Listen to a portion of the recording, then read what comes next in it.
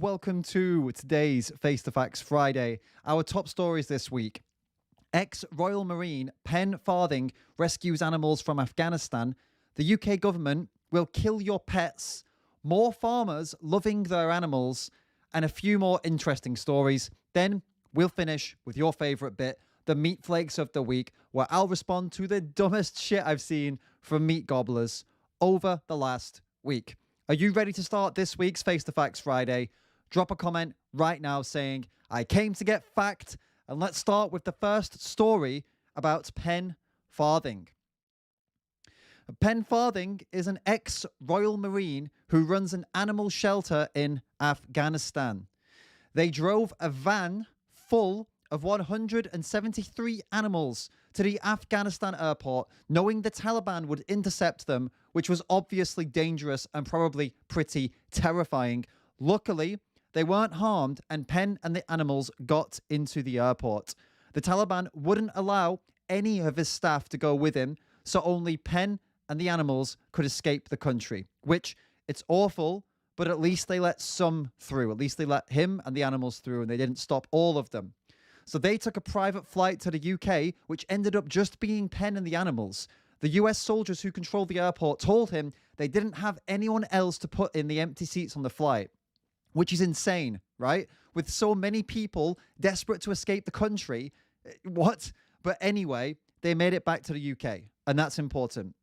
Now, Penn Farthing did the impossible. This guy, he got 173 innocent animals out of a hellish situation to loving homes in the UK. I think he's a fucking legend. But you know what's coming, don't you? You know what people are saying, right? Yep, you got it. People in the UK are screeching and crying. What about the humans? Human lives are worth more than animals. Why is he not helping humans? And why is he only helping animals? It's disgusting that the animals got out, but there are so many people still left there. Or, as this numpty that wrote this article says, one Afghan human being is worth more than 1 million Afghan dogs. Apparently. What a divisive, sanctimonious, virtue-signaling clown this guy is. You know what? You know what Penn should have done? He should have taken all 173 animals back to the shelter and stayed put in a country run by people who want death to all Westerners. Because that would have been a really smart move, wouldn't it? Right? He should have just stayed there, you know? Said, no, it's okay, Taliban, no. If my staff can't come, then, I'll just stay here. And, yeah, no worries. All the animals will have to suffer too, just because, no one should escape, right? If we all can't escape, no one should escape. Yeah, logic, guys, logic. Even if you agree with this clown that one human is worth more than 1 million dogs, the dogs and cats traveled in the cargo hold. Okay, where humans aren't allowed. No human lost a seat to a cat or a dog, right? And here's the thing. You can be 100% certain that this guy, along with 99% of the people complaining, are doing absolutely nothing for anyone in Afghanistan. Penn chose to focus on rescuing animals and pulled in all the help he could to get it done. What are you doing to save the humans there that you apparently care so much about? Or do you think complaining about animal rescuers is helping everyone stuck in Afghanistan? Good work. Well done. Make sure to send lots of thoughts and prayers while you're at it, yeah? Because we all know complaining about other people doing work and sending thoughts and prayers is how you help out, right? We all know that. And look, guys, it's not just the UK public. The UK government has been pretty anti-animal recently too, as just this week, they forcefully took an alpaca from his family home and killed him. Geronimo was an alpaca living in the UK.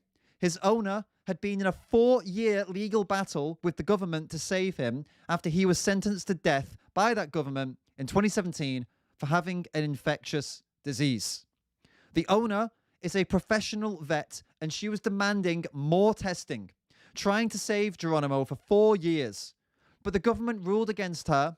They stormed her farm, took Geronimo from her and killed him.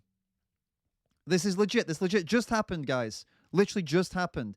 This is the video. We're not going to watch the video because honestly, it's fucking sad and it's terrible. And it's not going to help to watch the video, but they literally stormed in, took the alpaca, took Geronimo, and killed him by force. Remember though, guys, the government cares about you. That's why they force their way onto your property and kill your family members. Listen to everything they say. Trust them. They never do anything that's against your freedom. Right, guys?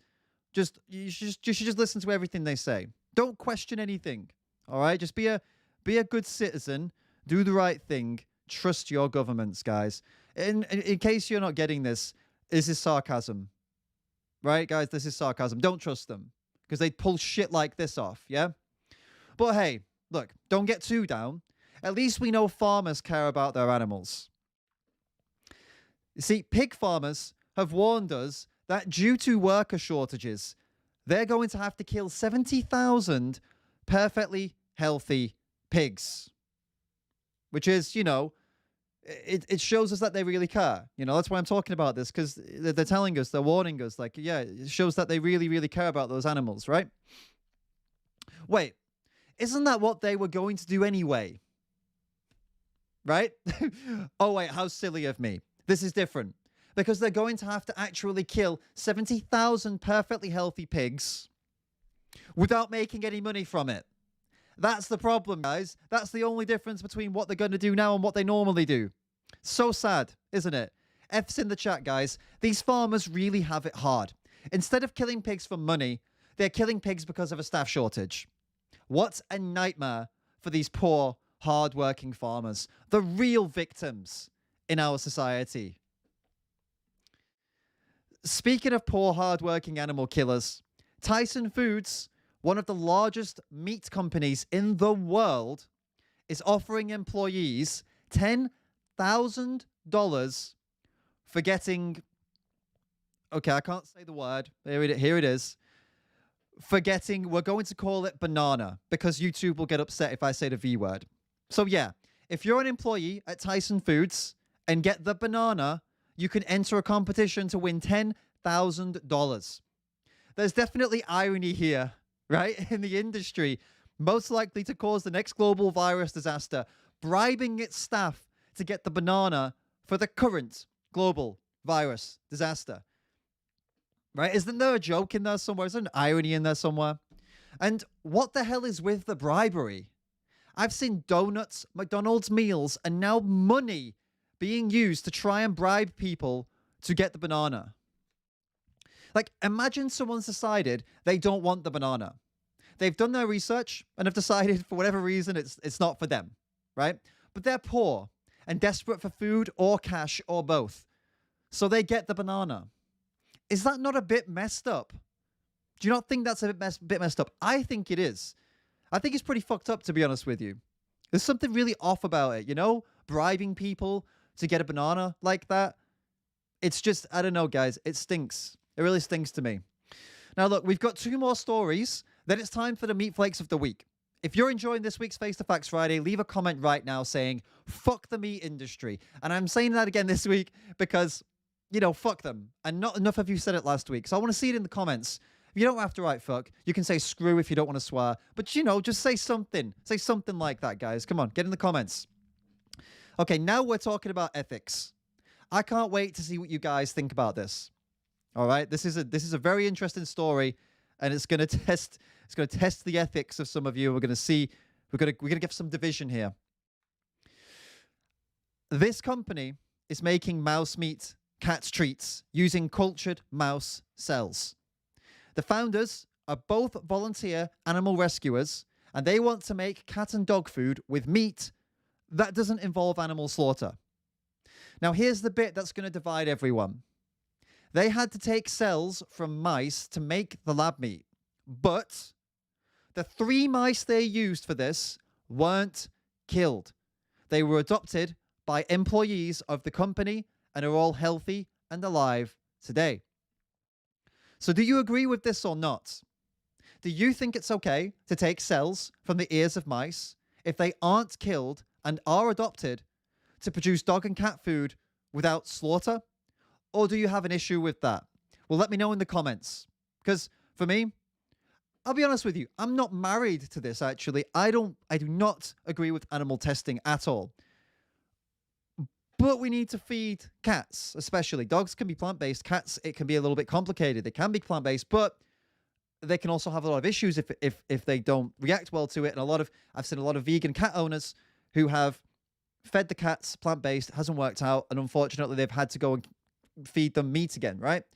So for cats like that, what other way can we get around this? But it doesn't change the fact that we took those mice and, technically tested on them. So it's a tough one, right? And I'll get into this. It's a philosophical debate that I'm going to get into probably in a live stream or a podcast, most likely with Lifting Vegan Logic. But anyway, I'd love to know what you guys think. If you're telling me what you think in the chat right now, I may not see it, so definitely let me know below the video after the video's finished, and I'll check the comments later. But I want to get into this with you, all right? Okay, next story, and the final story before the meat flakes of the week. The singer of the heavy metal band Napalm Death, Mark Greenway, is vegan. He did an interview recently where he talked about being vegetarian for 38 years and vegan for 10, which explains why his vocals are so weak. You should listen to his singing, guys. It's just so quiet, no power at all. Just another pussy-ass vegan. That's what he is. Disappointing. Now, if you've ever heard Napalm Death, you'll know I'm being sarcastic, right? He talked about the issues with intensive farming in the interview, okay? And he said the whole planet is going to have to adapt to a more plant-based diet. How cool is that? And he's right, yeah? Sooner rather than later, hopefully. And you know what? I'm actually going to try and get Mark on for an interview at some point. Would you like to see that? Singer of Napalm Death, heavy metal band, on the stream. Would you be interested in seeing that? I'd love to see that personally. So I'm gonna do it whether you'd like to see it or not. I'm gonna try and get in contact with him. All right then, guys. We've reached the meat flakes of the week. Are you ready for this week's meat flakes of the week? If you're ready for this week's meat flakes of the week, you gotta leave a comment right now saying, David, I want to see the meat flakes. Or actually, just comment whatever you want. Just tell me you want to see the meat flakes in whichever way you think is the most effective to get me to show you the meat flakes. But I'm going to do it regardless of what you comment. So let's just jump into the meat flakes of the week. It's time for meat flakes of the week.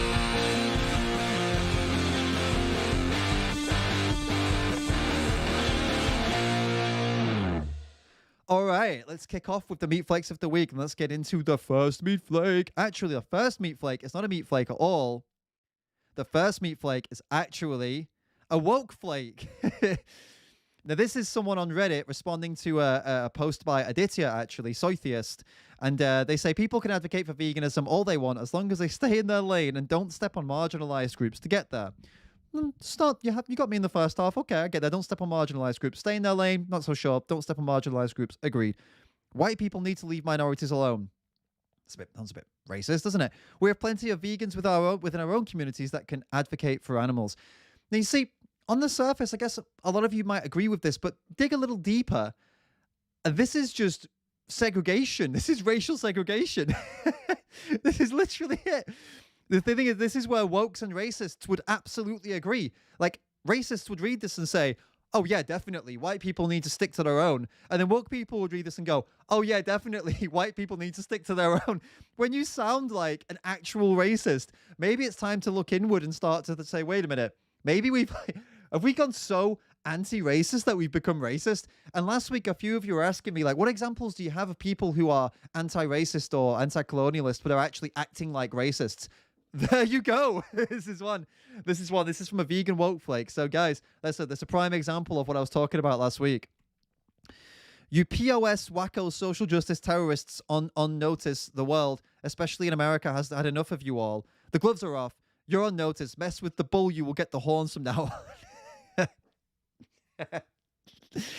This is one of those people that would do absolutely nothing if they bumped into you in the street. They just say this dumb shit online and you mess with the bull, you'll get the horns. Oh, what are you going to do?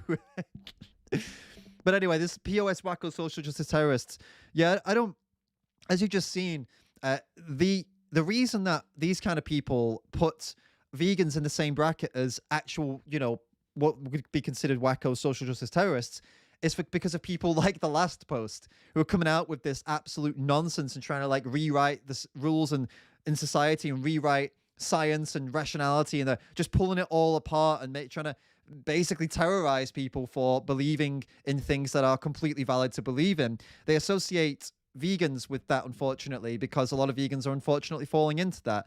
But yeah, so I understand the person's frustration because I'm also frustrated with it, to be honest with you. And when I see it from vegans, it's even worse. But yeah, it's.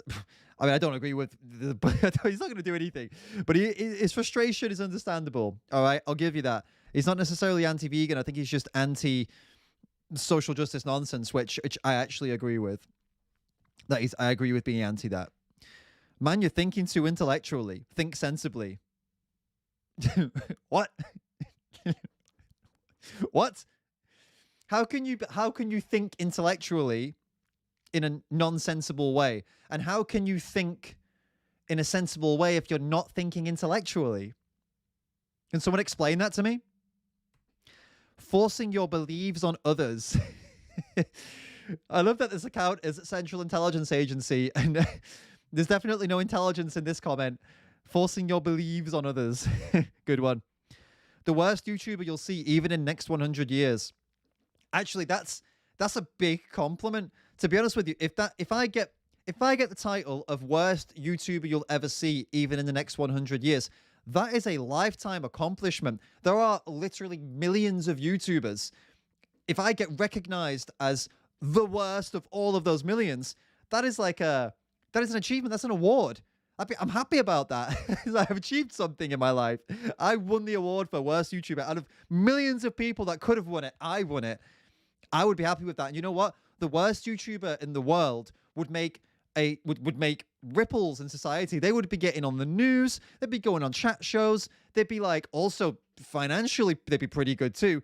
I mean, yeah, I'd be able to get a lot of exposure if I was labeled the worst YouTuber in the world. So this is, yeah, I mean, great. My message would go a lot further and take care of a lot of my financial concerns, and it'd just be a win-win. So yeah, I hope Kamal is right. This David is truly a big heap of shit. I mean, you know, some days you're probably right, mate. Some days I am a definitely a big heap of shit. Yeah. So I can't argue with it. I mean, it is what it is. Definitely. Too bad. Real bacon over synthetic crap every day, and that's with a photo of me holding a sign saying "Do not force me to die" with a picture of a pig on it. Too bad. Real bacon over synthetic crap every day. So what this person's really saying here, right?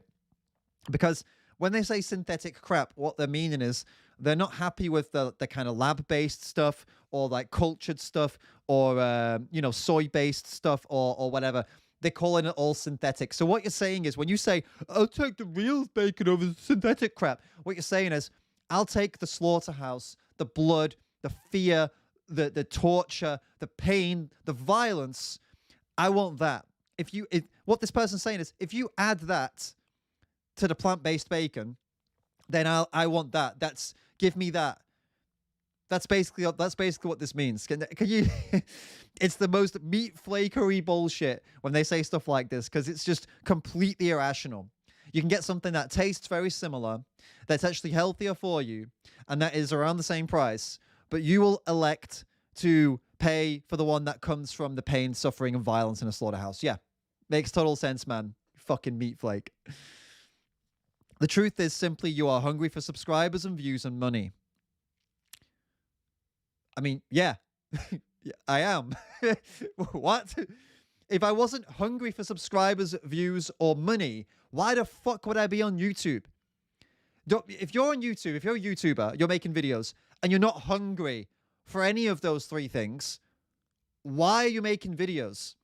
You can't get your message out without subscribers and views, and you can't make videos for a living without money. So if you're not hungry for at least one of those things, but ideally all three, you're not going to be a YouTuber. You're not going to be any kind of, you're not going to be able to build any kind of business. Like, this is a business for me. I'm trying to run a fucking business.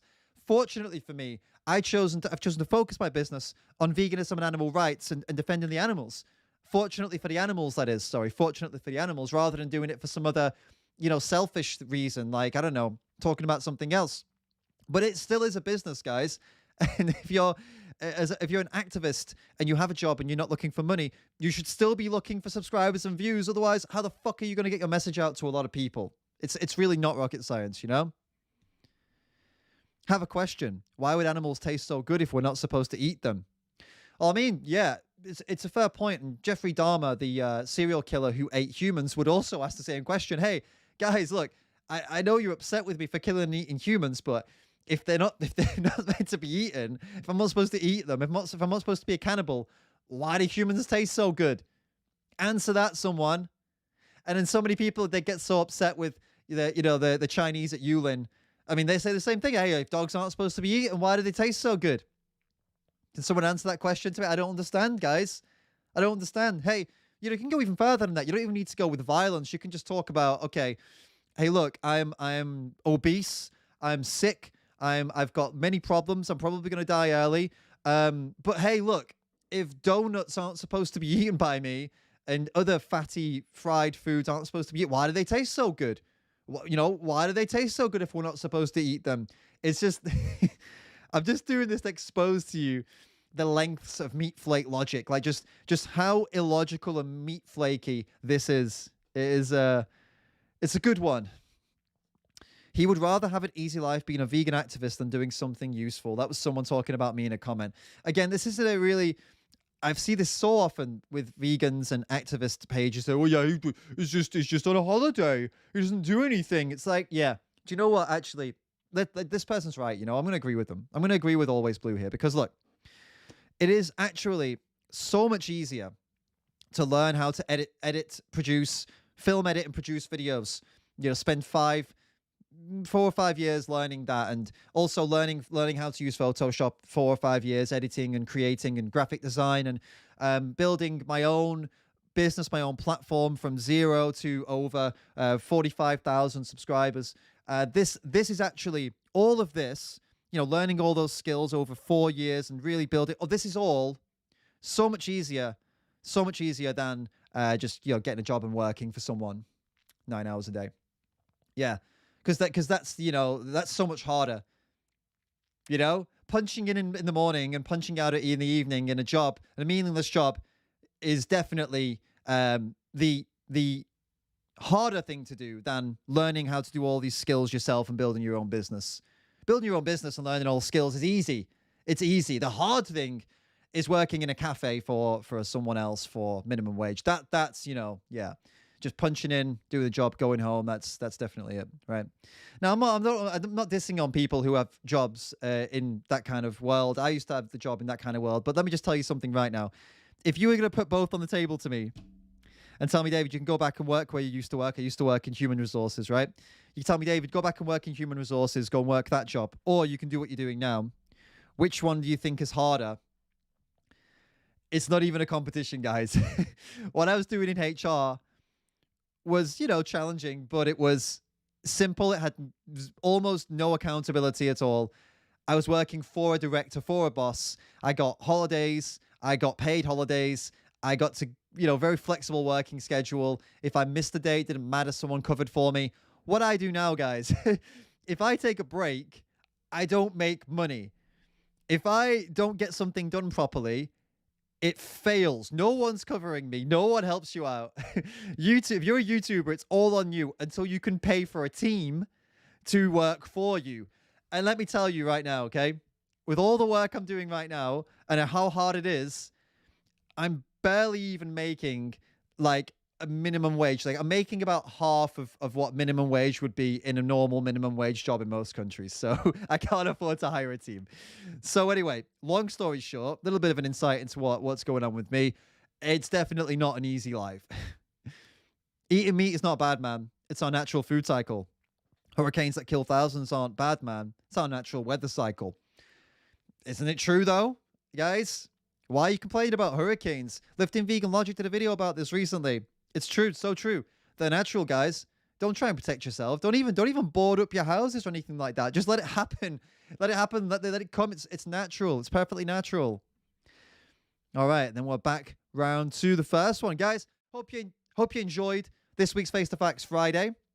If you did, make sure to share the video, like the video, comment below the video, not just in the live chat, below the video. That really helps the engagement. And if you enjoy my videos, do check out the Patreon team so you can get access to more exclusive content that you won't see on YouTube. It's patreon.com/David Rams. You can join for as little as $1 a month, which really isn't breaking the bank. You'll get access to all of the exclusive content, weekly exclusive content now, thanks to Annie really stepping it up, doing lots of filming. It's going to be really cool. Lots of videos. There's already loads on there you can catch up with. So definitely go and check that out. And guys, I was going to blow you kisses today for any donations, but it doesn't look like any of you have donated. So no one gets a kiss blowing at them today.